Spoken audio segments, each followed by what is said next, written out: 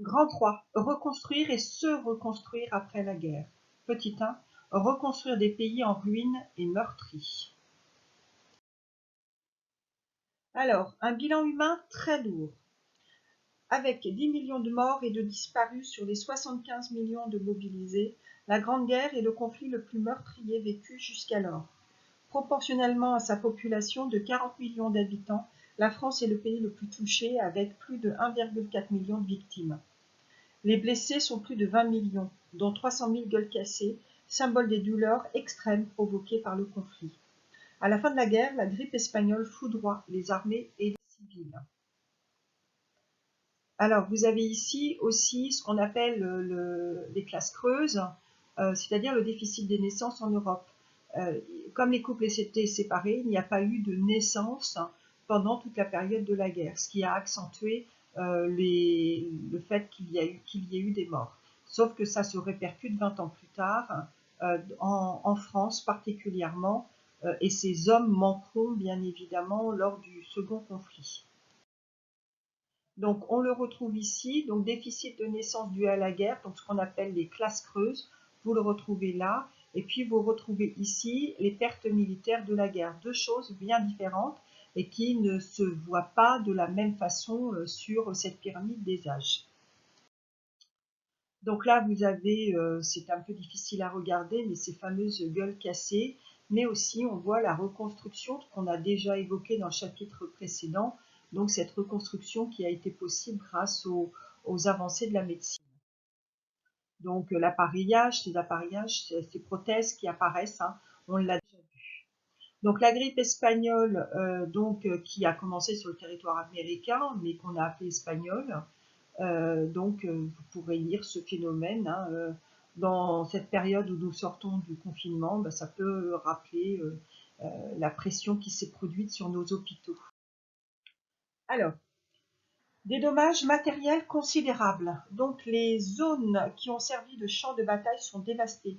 En France, 500 000 maisons, 20 000 édifices publics sont à reconstruire. Il faudra une dizaine d'années pour relever les ruines. En 1919, les autorités françaises délimitent une zone rouge dans laquelle toute activité est interdite, donc notamment les activités agricoles. La même année en France, une loi reconnaît le droit individuel à l'indemnisation des dommages subis. Une charte des sinistrés en définit les modalités. L'État a recours à plusieurs emprunts de solidarité pour le financement. Donc le bilan matériel, donc vous voyez, édifices publics 11 000, les usines 22 900, les infrastructures, les routes, les voies ferrées et les terres inutilisables. Donc les terres cultivées et des terres non cultivées qui ne pourront plus être utilisées. Parce qu'il y a des dépôts, il y a des hommes, il y a des hommes tués, hein, des dépôts aussi d'armement. Encore de nos jours, il y a toujours des gens qui décèdent par un obus qui est déterré et qui date de la Première Guerre mondiale. Alors ici, vous avez aussi ce territoire qui est complètement marqué, donc ces zones de conflit. Ici, c'est les marques de la guerre dans le paysage. C'est un cratère, c'est dû à une mine souterraine. Donc vous pourrez, c'est quelque chose à visiter, hein, c'est au cœur du circuit de souvenirs dans le département de la Somme. Donc ici, les Anglais avaient creusé donc une galerie pour aller déposer des explosifs. Au-dessus, il y avait des Allemands et donc ça a créé un cratère au moment de l'explosion. Donc ici, c'est la butte de Vauquois qui est extrêmement célèbre. Cette fois-ci, c'est dans l'Argonne. Et en fait, Français et Allemands n'ont cessé de faire des galeries souterraines avec des explosions régulières. Ce qui fait que la butte, le sommet de la butte a été complètement arasé. Alors, autre problème qui se pose, c'est une lente démobilisation. Sortir de la guerre est un long processus. Les autorités militaires se heurtent à la difficulté de rapatrier des millions d'hommes vers leur foyer.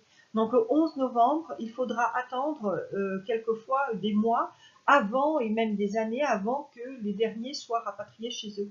Donc, en France, la démobilisation militaire de 6 millions de soldats s'étire jusqu'en 1921. S'oppose ensuite le problème de la réinsertion dans la société de ces hommes marqués, voire traumatisés par leur expérience de guerre. Et c'est le cas notamment de ceux qui étaient sur le front Est. Le front Est, ils ont du mal à revenir dans leur foyer. Je vous conseille de lire et de regarder Capitaine Conan. C'est absolument remarquable justement sur la brutalisation qu'ont subi ces hommes et leur difficile retour à la vie civile.